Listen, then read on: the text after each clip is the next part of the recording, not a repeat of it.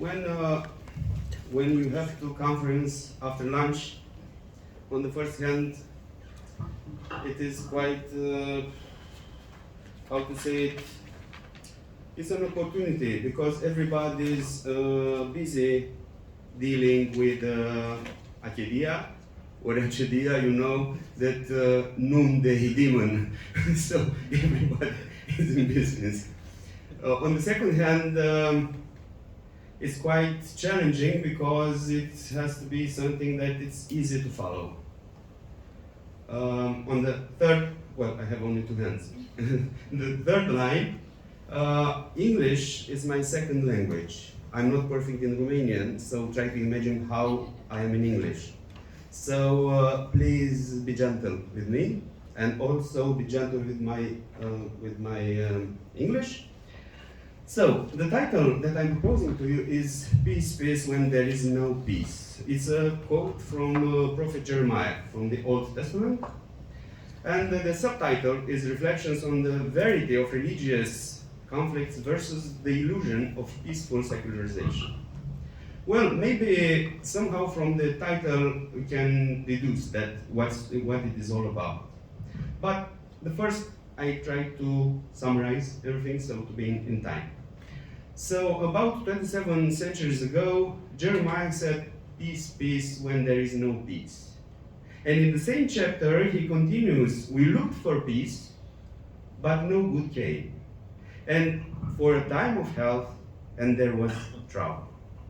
So, the first question to say so, is this peace a nostalgia from or for Eden, for, I don't know, Krita Yuga for Hindus, Shambhala, whatever it would be, or is just an utopia of the human civilization from all the times?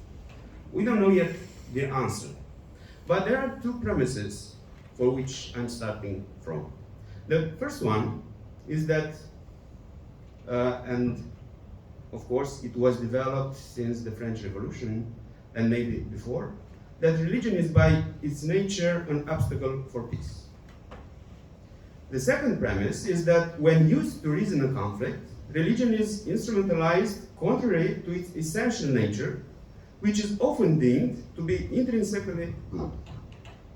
So, referring to the first one, there's a very short logic that religion is a fundamental component of the traditional societies, let's say so, pre-secularized ones. And I'm talking here especially about the Western space, the Western paradigm. So, the traditional societies were marked by violence. So, an easy conclusion might be that religion, among, of course, other factors, nurtures violence. And somehow there are some arguments for this. Just some glimpses, if you want. So, the conquest of Canaan, the 5 sacred wars of the ancient Greeks, the Rome's war, and now, for a moment, to return at the concept of peace, which is an utopia.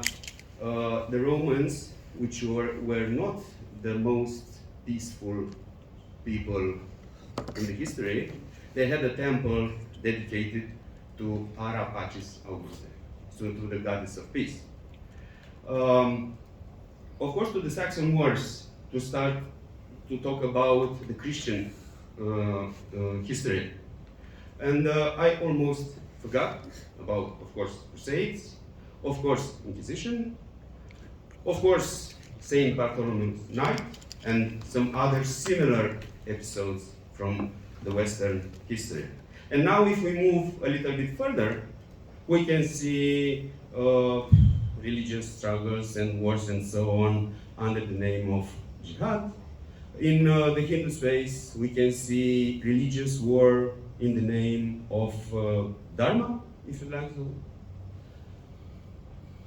Of course, I'm exaggerating here, but everywhere you see, I don't know if it's blue on this map, everywhere you see, I don't know, something olive, there is possible to have there a religious war. I mean, everywhere in this world. Because things happen. So, moving further, that means that religion offers some, or has some attributes which make it somehow proper to start conflicts in its name. Of course, alongside ethnicity, religion is a very profound and strong feeling.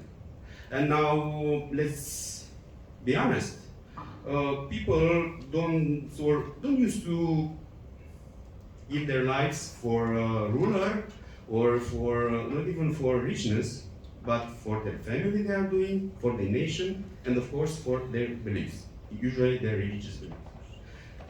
Another factor is that religion never forgets. It has a profound memory of history and places because history and places are sacred history and sacred places. So they are part of a sacred scenario, if you will say. Third, most religions assume a certain degree of exclusiveness. I'm not saying here what exclusiveness means, but using this distinction between us and them, religion always offers the ideal instruments for dehumanizing the other and exacerbating the conflict. Of course, there are many other factors, but I decided to stop only on the most important ones that I identified. And up to now, the conclusion would be that religion creates divisions. So religion divides. Well, this happened up to maybe the end of 18th century, up to the French Revolution, when, again, I'm talking especially about the West, when we finally left this, mindset and had a new one, more rational and more humane and so on. And after that, we became very, very secular. Well, what secularization means, I'm not going to say here, only that secular means unrelated to religion. Secularism seeks to remove all vestiges of religion from the public arena, and secularity that claims that faith commitment is just one of the many options. And after that, we became very gentle. And we also very peaceful. And extremely engaged in community of belief. And of course, we work together for peace. That means that if it is to have an honest conclusion, the second one up to now, is that the largest conflicts in the world of 20th century, which have resulted in genocides and massacres on a previously unheard of scale, have all been connected with ideologies that were, or in some cases still are, rooted in secular values. That means that the human beings, also without religion, are capable of the same atrocities. And then the question is, all those religious wars, were they in fact religious, or just another human wars as we usually have? But now, at the end of the 20th century, maybe after we met Islam and its forms of manifestations, we remembered that, and here we have a quote from Thomas Paine, a British philosopher, who said that every religion is good that teaches man to be good. And I know non-religion that instructs him to be bad. So, somehow it's a paradox. Us, as a secular society, remember sometime that, okay, maybe we have a way through religion to build a peaceful world. I don't want to be back to that utopia or maybe nostalgia. And now I reach to the second premise. which says that when used to reason a conflict, religion is instrumentalized contrary to its essential nature, which is often deemed to be intrinsically good. So, in short, it says that religion is good. So, let's use religion to be good. But when we are adopting this point of view, this stance, we forgot some very important things. That what we call a religion in a single word is not a monolithic reality. It's such a diluted term that it almost says nothing.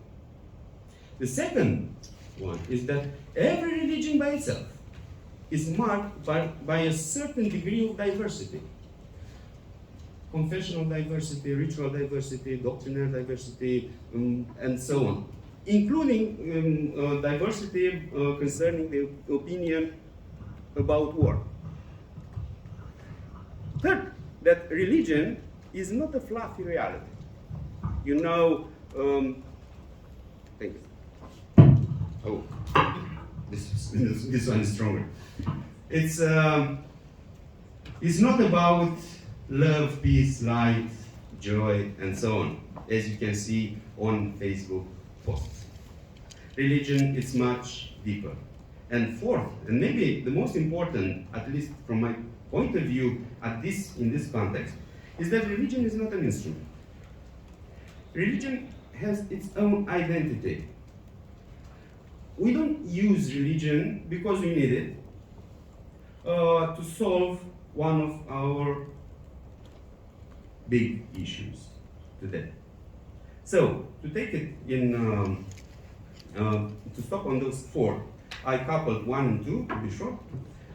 Well, usually the conflict is among religionists, it's among believers, between some followers of a particular religion who clash with the believers of another religion. So it doesn't mean that it's a war between two religions. And somehow, to be honest, never happened this. Two religions to be in conflict 100%. Some groups of believers from one religion had a war, fight, struggle, whatever you want, with a group of believers from a different religion.